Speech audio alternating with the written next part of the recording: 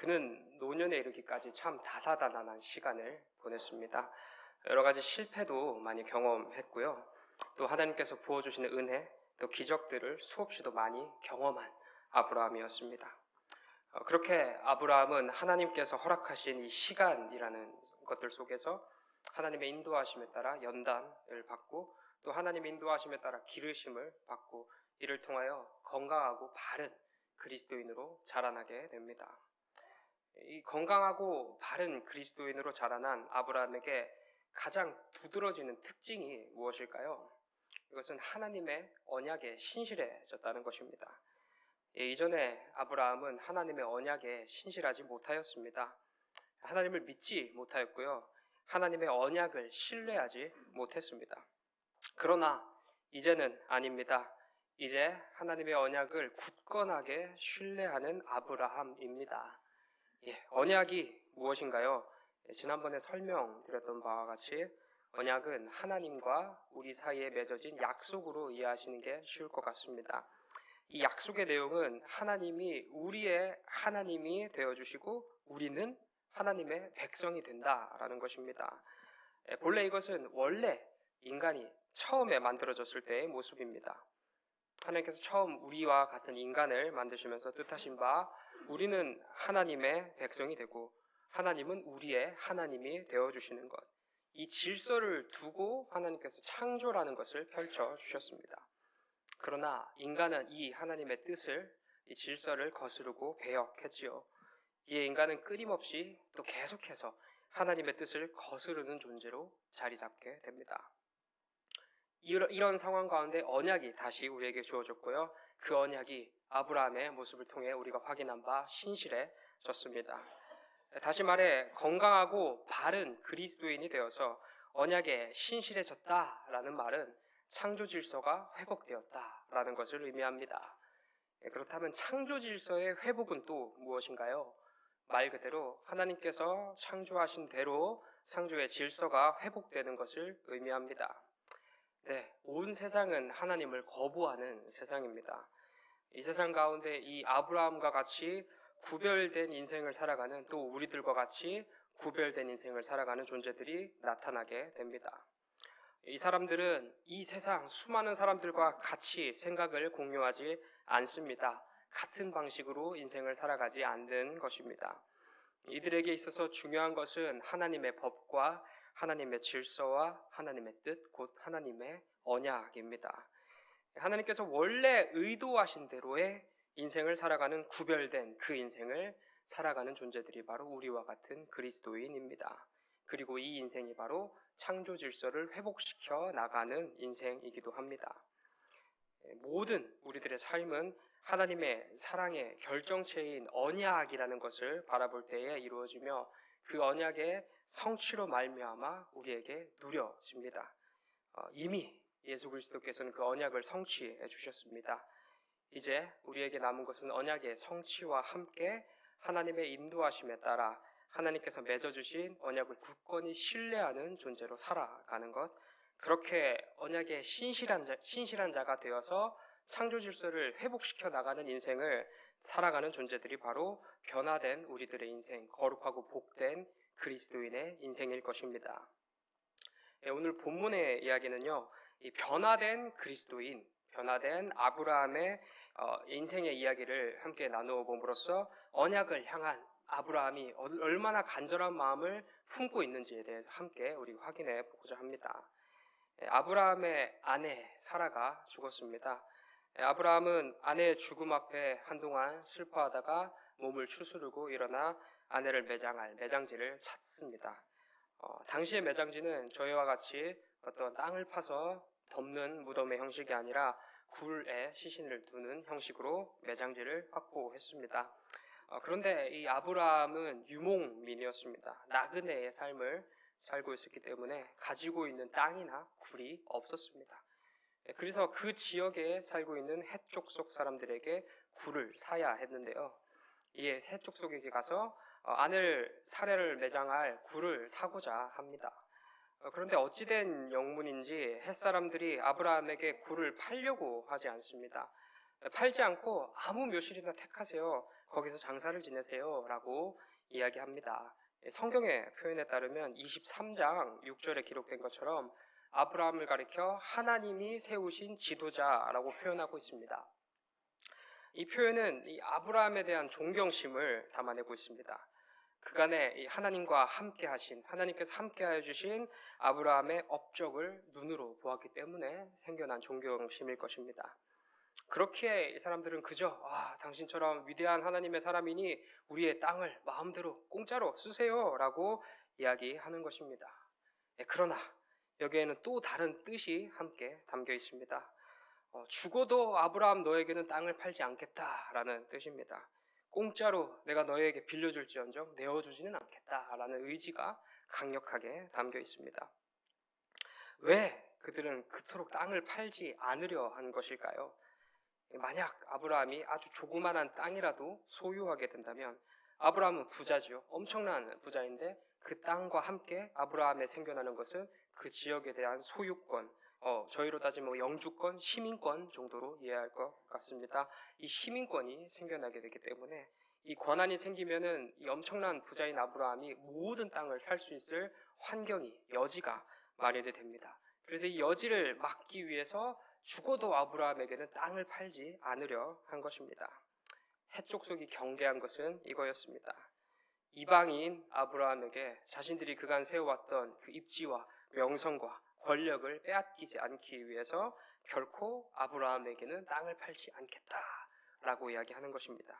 이에 공짜로 내어줄지언정 팔지는 않겠다는 의지를 계속 드러내고 있는 것입니다. 그러나 아브라함은 여전히 포기하지 않습니다. 계속해서 그들을 설득하고 굴을 계속 사려고 합니다. 이 굴을 사기 위해서 몸을 굽혀 조아리는 것 마다치 않습니다.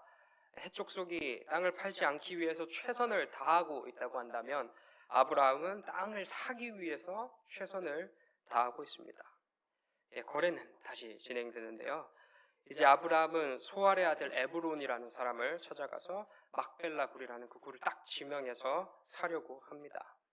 아무래도 이 에브론이라는 사람이 헷족속 가운데서 상당한 권력과 힘을 가지고 있는 사람인 것 같아 보입니다. 그의 선택이라면 대부분의 햇사람들이 동의하고 존중해 줄 것이기 때문에 그를 선택하여 그 땅을 사려 합니다. 그러나 에브론 역시 그 땅을 팔지 않으려 합니다. 이에 자신의 모든 뜻을 다른 사람에게 관철시키기 위하여 공식적인 판결이 내려지는 성문 앞으로 아브라함을 데리고 갑니다. 당시 시대에 재판하는 장소 또는 공동회의소는 성문이라는 곳이었습니다. 그곳에 모여 함께 회의를 하고 어떠한 결정을 내리면 공신력 있게 평가되는 것입니다. 이에 에브론은 아브라함과 함께 자신의 대화를 공식화하기 위해서 성문 앞으로 나아간 것입니다. 그곳에서 에브론은 명확하게 공포합니다. 나는 아브라함에게 땅을 팔지 않겠습니다. 공짜로 줄 테니, 여러분들과 똑같이 공짜로 줄 테니 아브라함 당신은 그곳에서 값없이 그 땅에서 죽은 자를 매장하세요. 에브론은 그 모든 사람들이 보는 앞에서 이렇게 얘기합니다. 난 당신들과 생각을 같이 하고 있습니다. 나는 다른 생각을 품고 있는 것이 아니라 나도 우리 땅을 아브라함에게 줄 생각이 없습니다. 라는 것을 분명하게 밝혔습니다. 그러나 그의 속내는 달랐습니다. 이 대목에 한번 큰 돈을 한번 챙겨보고자 하는 심산이었습니다. 이에 다시 고개를 숙여 다가오는 아브라함 앞에 은 400세겔이라는 거금으로 대응합니다. 당시에 이 은 400세겔이라는 것은 엄청난 돈이었습니다. 약 은 20세겔 정도로 평생을, 당시는 노예 제도였기 때문에 노예 한 명을 살 수 있는 돈이 은 20세겔인데요. 이게 400이라고 한다면은 노예 20명을 둘 수 있을 만한 엄청난 돈이기도 했습니다. 겉으로는 안 파는 척하면서 이 말도 안 되는 돈을 요구하여서 해족속 사람들의 시선에는 저 사람이 저렇게 말도 안 되는 돈을 부르는 거 보니 이 땅을 팔 생각이 없구나라고 여기게 만드는 것이며, 동시에 아브라함의 간절한 마음을 이용해서 큰 몫을 챙기려는 에브론의 뜻이 담겨 있는 것이었습니다. 금액을 터무니없이 높게 부른 것, 방금 말씀드린 것처럼 햇사람들에게는 나는 아브라함에게 땅을 팔 생각이 없습니다 라는 것을 전달한 것이며, 이로써 에브론은 땅을 팔지 않아도 마땅한 명분이 생기는 거고, 땅을 팔리면 오히려 감사한 거죠. 큰 돈을 얻을 수 있기 때문이었습니다. 아브라함 역시 당시에 시세를 알고 있었을 것입니다. 그래서 자기가 400세길이나 주고 그 땅을 산다고 한다면 엄청난 사기를 당하는 것 역시 당연히 알고 있었을 것입니다. 그러나 그럼에도 아브라함은 끝내 그 굴을 사려 하였고, 결국에는 이 바가지를 제대로 쓰고 굴을 사게 됩니다.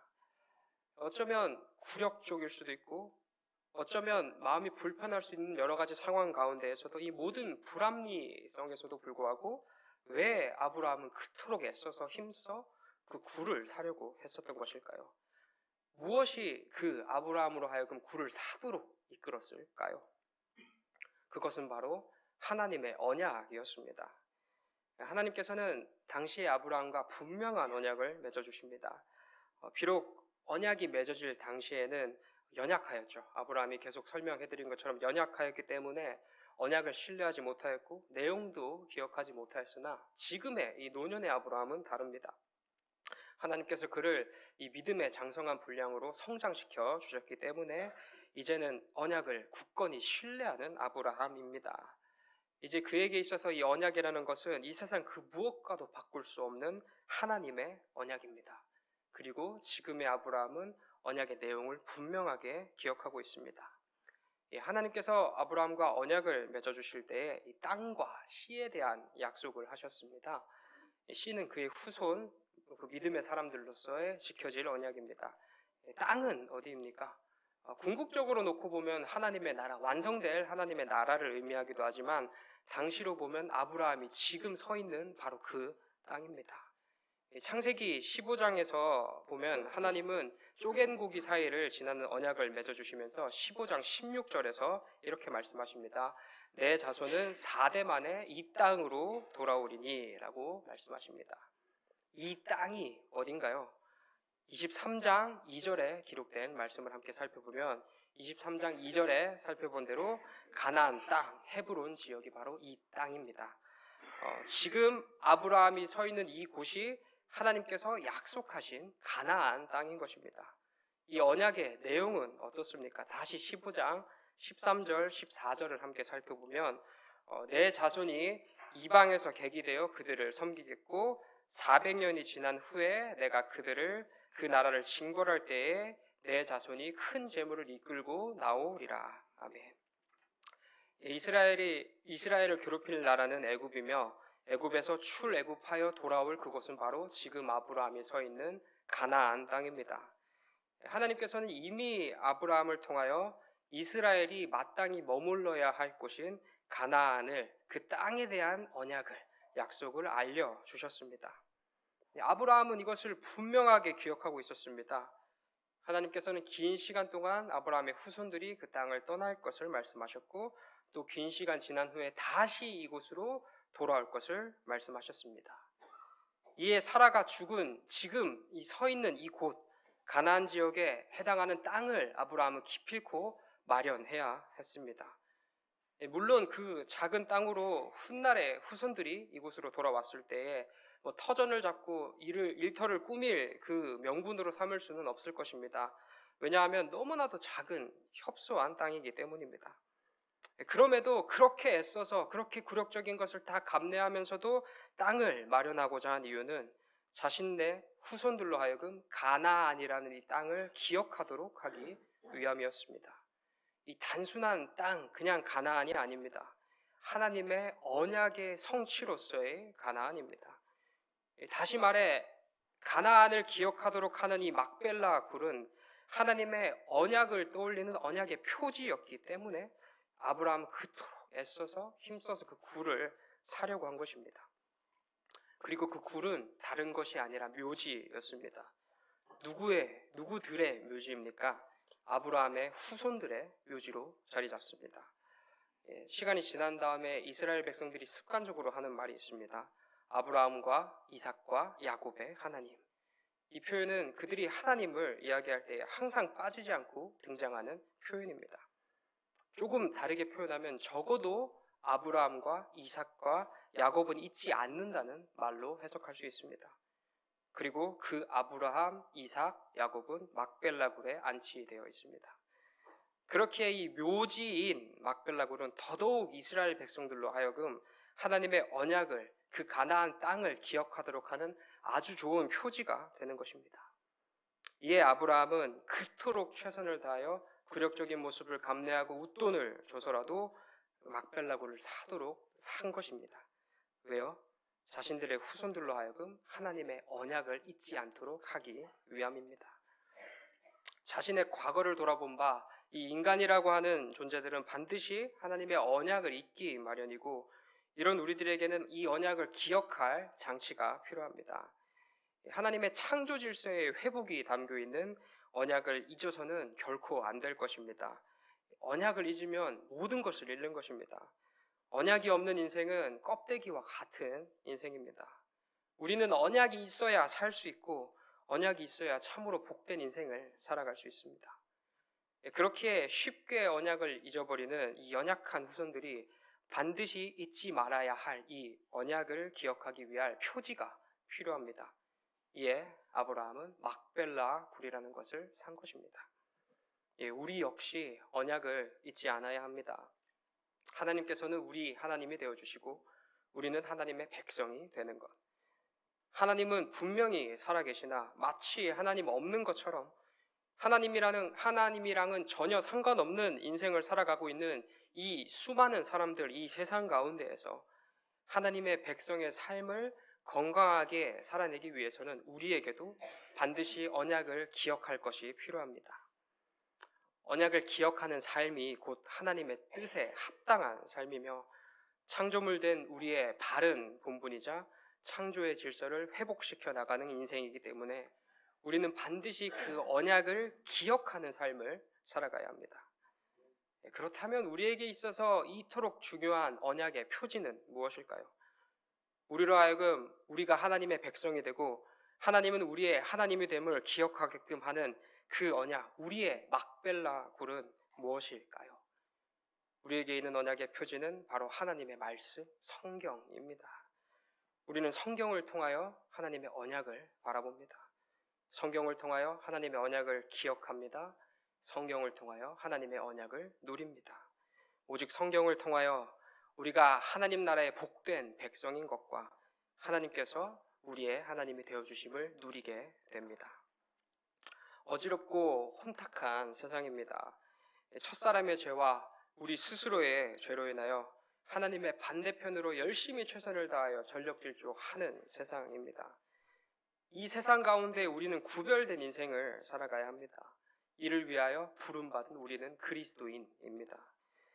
그런데 이 세상에 있는 그 수많은 것들 가운데에서도 하나님과 하나님의 언약을 바르게 드러내는 것 하나 없습니다.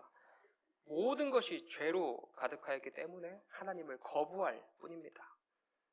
이 가운데 하나님과 하나님의 언약을 밝히 드러내는 유일한 것, 이로 말미암아 우리로 하여금 구별된 그 거룩한 인생, 하나님 나라의 백성된 귀하고 복된 인생을 살도록 하는 언약의 표지가 바로 우리에게 선물로 허락된 성경, 하나님의 말씀입니다.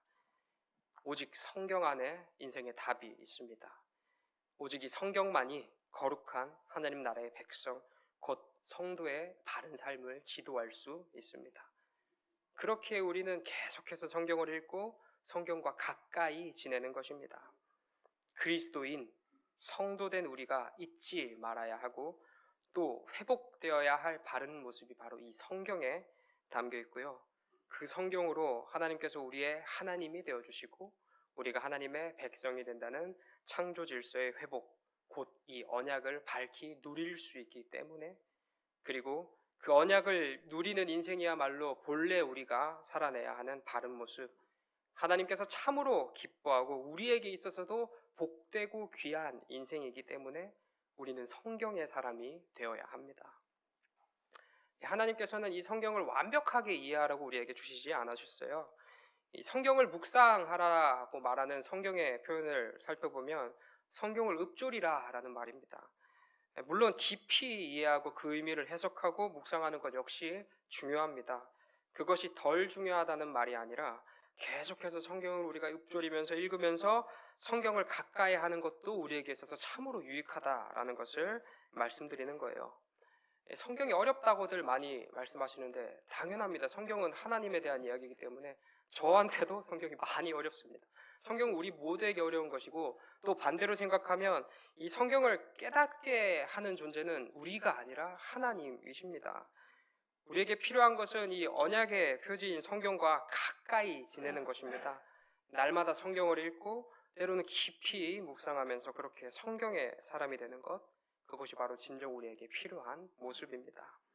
이 모습 가운데 하나님께서 친히 개입하여 주심으로 말미암아 우리는 성경을 깨닫게 되고요.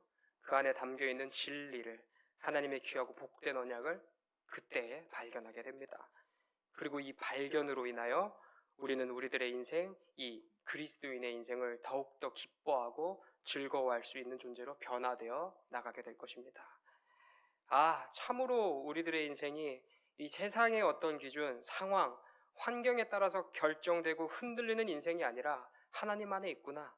그리고 이 하나님 안에 있으므로 이미 우리는 충만하고 하나님 안에 머무르는 인생이 참으로 귀하고 복된 인생이구나라는 것을 진정으로 누리게 되는 겁니다. 우리 모두 이 시대의 막벨라굴, 우리가 살아가고 있는 이 지금의 막벨라굴, 언약의 표지인 성경을 가까이 함으로써 이 귀하고 복된 그리스도인의 인생, 성도의 인생을 기쁘고 즐겁고 행복하게 살아내는 우리 모두 되시길 소망합니다. 기도하겠습니다. 사랑과 은혜가 충만하신 하나님 아버지, 우리로 하여금 하나님의 자녀 삼아 주심에 감사합니다. 우리는 구별된 거룩한 인생을 살아가야 되나 우리로서는 그 삶을 살아내기가 너무나도 쉽지 않습니다. 아니 불가능합니다. 주님, 이런 우리를 위하여 감사하게도 성경을 선물로 주심에 감사합니다. 이 성경을 가까이 하게 하여 주시옵소서. 성경을 떠나지 않게 하여 주시옵소서. 성경의 사람이 되어서 성경이 말씀하고 있는, 성경이 가리키고 있는 하나님의 언약을 누리면서 이 세상 가운데 그 구별된 인생을 기뻐하며 즐거워하며 행복해하며 살아갈 수 있도록, 변화된 인생 살 수 있도록 저희들의 마음과 생각을 지켜주시옵소서. 그 모든 시간 속에서 하나님께서 칭찬해 주심을 믿습니다. 하나님께서도 기뻐하여 주심을 믿습니다. 이 모든 즐거움 속에서 하나님과 함께 걸어가는 우리가 되길 소망합니다. 주님 홀로 영광 받아 주시옵소서. 감사드리며 예수님 귀하신 이름으로 기도드립니다. 아멘. 주기도